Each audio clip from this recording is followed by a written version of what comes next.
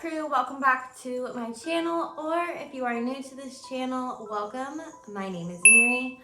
I hope you guys are all having a great October. I really never knew when was the appropriate time to do this video, but then I decided why not do it in October, and also it's going to be the anniversary of one of my girls passing. So in today's video, I kind of just want to give you guys a sit down talk video, but I'm going to be as quick as possible and as entertaining as possible and show you guys a lot of photos. But I wanted to talk about all of my past animals that I have had in my life that unfortunately are no longer with me. I feel like this is really important because it's definitely, those pets are who made me who I am today.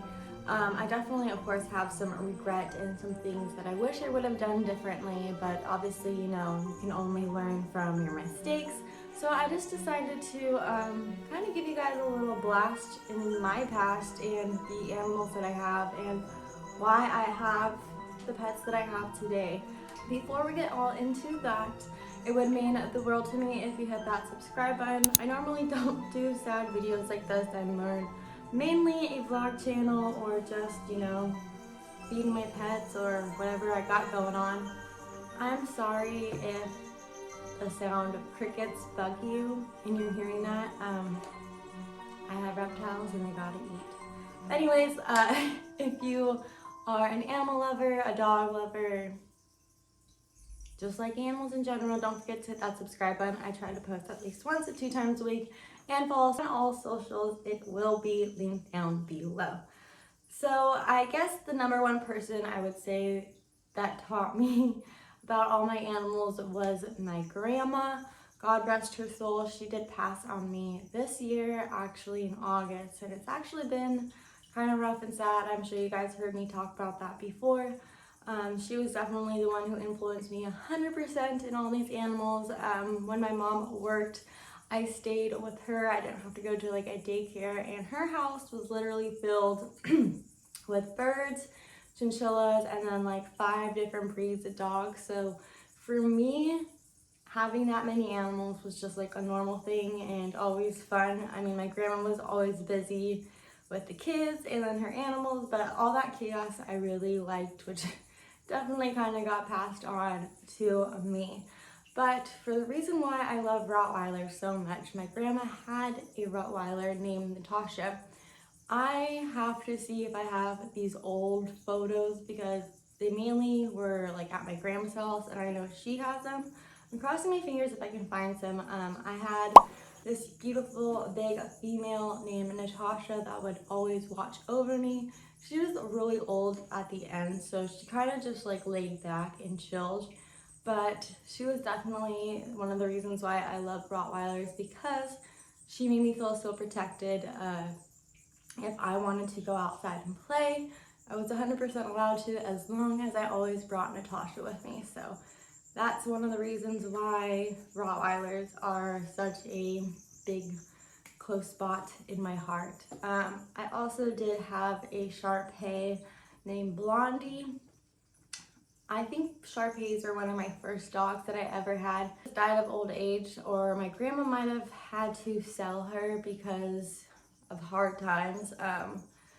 It's funny how, you know, I have evolved as a dog owner. I mean, when I grew up, all the dogs stayed outside. They did not dare go inside, let alone, you know, sleep on your bed with you. So just goes to show how much times have changed. And I really wish I had the ways that I have now, because I feel like I would have been even closer to the pets that I had before. Like I said, I spent a lot of time with my grandma, which sometimes I could convince her, actually most of the time, I would convince her to purchase an animal for me.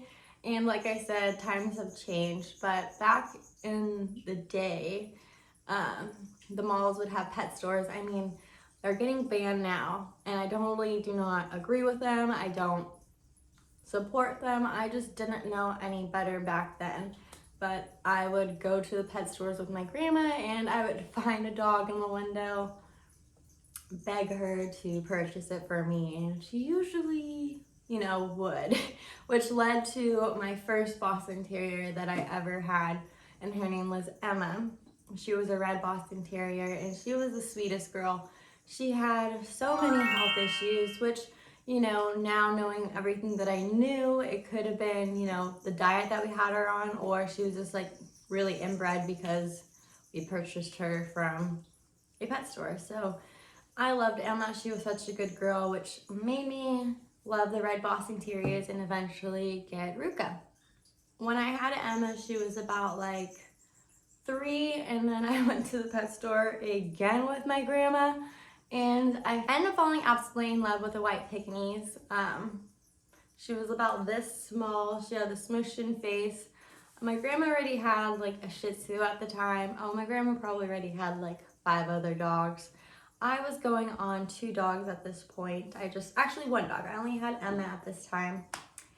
And convinced my grandma to purchase the all-white Pekingese for me. And that would have been my second dog. And I ended up naming her Maggie Lee. I absolutely love Maggie Lee. I think that was the time when I was a little bit older to really like start having a connection with my dog.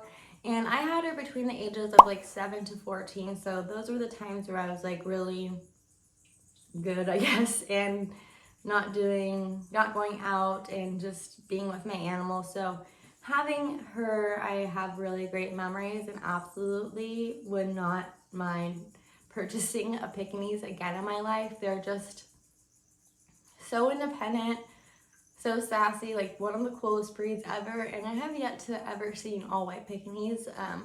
I didn't let her hair grow out long like most Pekingese did. We just shaved it and made her look like a little lion, which I thought was adorable. So she had the beautifulest black face, white hair. Emma and Maggie, they both had passed of old age, even though Maggie was a purchase from, I feel like Emma died around the age of like 8, but Maggie passed at the age of like 13. And for being a pet store dog, she had 0 health issues and she lived a very long time and was really healthy the whole entire time. So if I ever came across a white Pekingese, which not right now, but the Pekingese always has a big place in my heart. And it's pretty cool now that I think it was this year that the Pekingese won, the big dog show. I can't think of what it's called, but those are 2 dogs that were really cool that I have, fond memories of. You guys might not know that I also rode horses. They were a very big part of my life. I would say like every day I would be at the barn. I first started off with an American quarter horse, and his name was Lemon Drop. I absolutely loved him. Just your classic American quarter horse. Towards the end, he was just getting sour for being in the arena all the time. I preferably did equestrian or hunter jumper or jumpers, so I would be jumping and stuff. A smaller quarter horse, he was like 14 hands. I jumped around a lot of barns, figured out a barn that I really liked. That was, a big show barn with a bunch of other girls. And for about, 8 years, that was my life every day. Every weekend, up early, every morning, was horses. Parents knew how invested I was into it, and they eventually purchased a very beautiful 18-hand thoroughbred show horse for me, and his name was Eddie.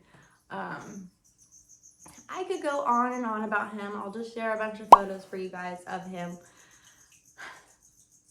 It's definitely a regret I have, and the me now would have told me then, don't take everything for granted. Basically, I turned into a teenager and got burnt out of riding every day, and I lost my interest in horses, which was really sad. It was really sad now thinking about it. Like I said, I really don't want to talk that much about it, but my parents, realized I wasn't that invested when I was 18 anymore, and ended up selling my horse, which he did pass within like the next 3 years. I ended up finding out. So I don't really know. He had a health issue with his foot, which he never had before. So crazy. Yeah, he died very young. He was like only 8 when he passed. So that's just like to show you I'm definitely very emotional and don't even want to dive into that bridge. I have a lot of regret, but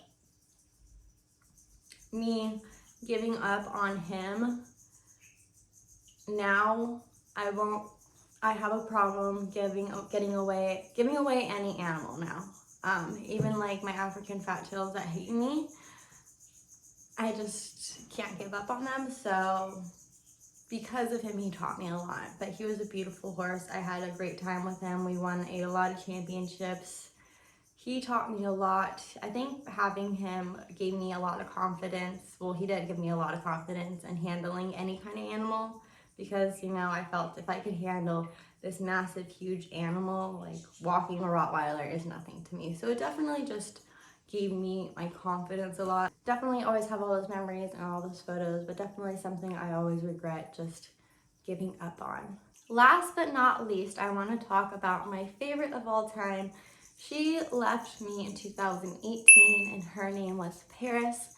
She was a very small little black and white Boston Terrier that I found in Paris, California at like a hoarder breeder's house. And I think my grandma was looking at Yorkies at the time, and I spotted this adorable little black Boston Terrier. The lady's like, oh, you can just have it for like $200, because I guess she was kind of sick. So we ended up purchasing Paris for $200, and she was actually such a very tiny, small Boston Terrier. One of the best behaved dogs ever. Never had an accident, never barked, never did a darn thing wrong. She was with me for 16 years. When I ended up moving in with my husband, or he was my boyfriend at the time, I didn't take her here with me because there was a pit bull. And I definitely do still have like regret for not spending those last few years with her. So that's just like another thing I do always feel guilt about as well. But I know, you know, you can only learn. So I hope if you are watching this video and you really have an animal you love, but you just don't spend that much time with them, please start spending more time with them, because you just don't know when they're not going to be there anymore. I wish everybody could live forever, eternity. I can't even think about anybody passing now because everybody is so close to me. I spend almost every day with my animals. They mean so much to me. Back then when I was younger, I was growing up, I was trying to figure out myself. I wanted to party and have fun.